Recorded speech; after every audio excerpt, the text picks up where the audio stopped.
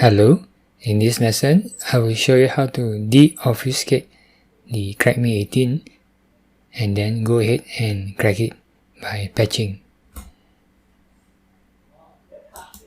So first we analyze crackme18 with DIE by opening with DIE. This is always the first step. We want to know what is the protector.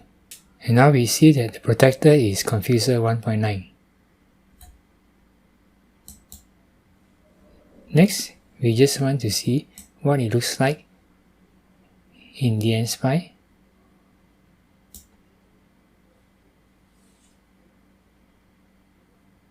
We expand the drop down arrow and we analyze. You can see that it is obfuscated. Let's remove this. Now we try to run it to make sure it works.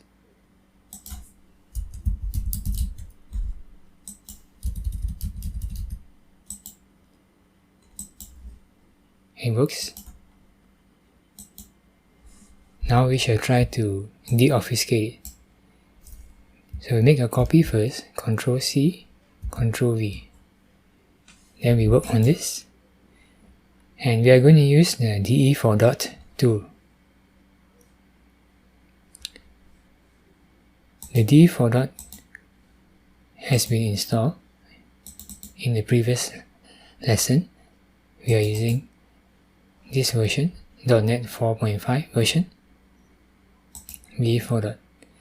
And we also added the environment variable for this part so that we can run this program from anywhere in the file system.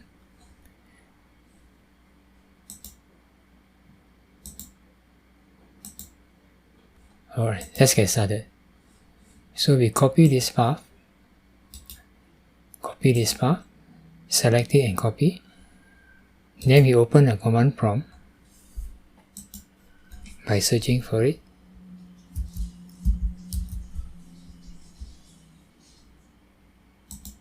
And then opening it.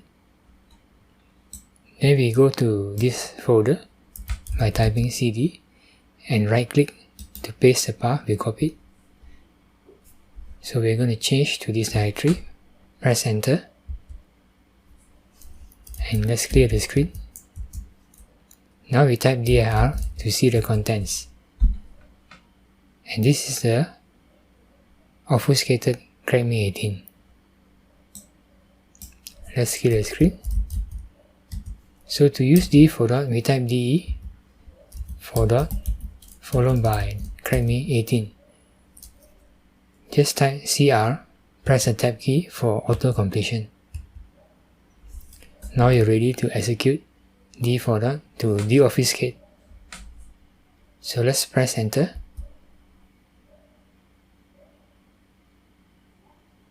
And it has detected confuser 1.9.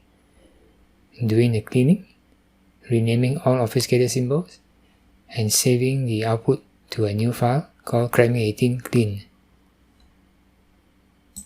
So we have a new file which has been deobfuscated. First, let us first run it to see if it still works by double clicking. Enter a name, enter any key, click check, and it works. Now let us decompile it with dnspy. Before that, let us analyze it with DIE. And we see the protector is gone. Now we decompile it with dnspy.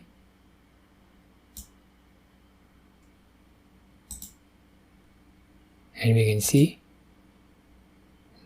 it has been deobfuscated. We can see names clearly and we can read the strings. And we can even see our button handler. So the deobfuscation has worked. Now let us try to crack this program. When this program is run, After entering a name and any serial key, we will click the check button, and the check button will call the button handler, and then if the serial key is wrong, it will show a bad message, wrong serial key, with the title, the caption is error.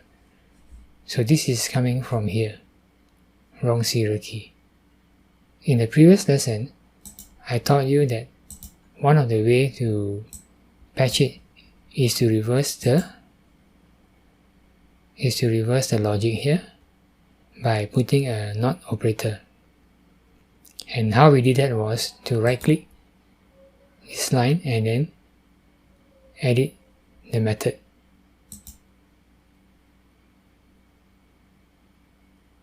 And then here we just entered the negation operator and then click compile. Now I'm going to show you a different way. We can right click on this and then select edit IL instructions,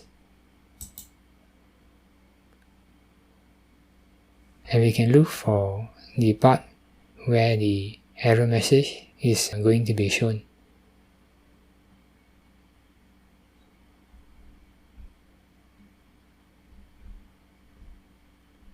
Which is down here. So BR false is a IL instruction analogous to P code in Visual Basic 6 P code. In .NET IL language, it is BR false, so we want to reverse this. If BR is false, then it is going to load the string wrong serial key and jump down here to show this message. That means from here, it will go down here. So in order to invert this, we can change BR false to BR true.s.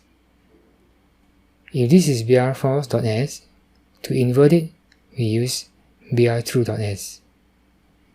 If this is BR false without the s, then to invert it, we use BR true.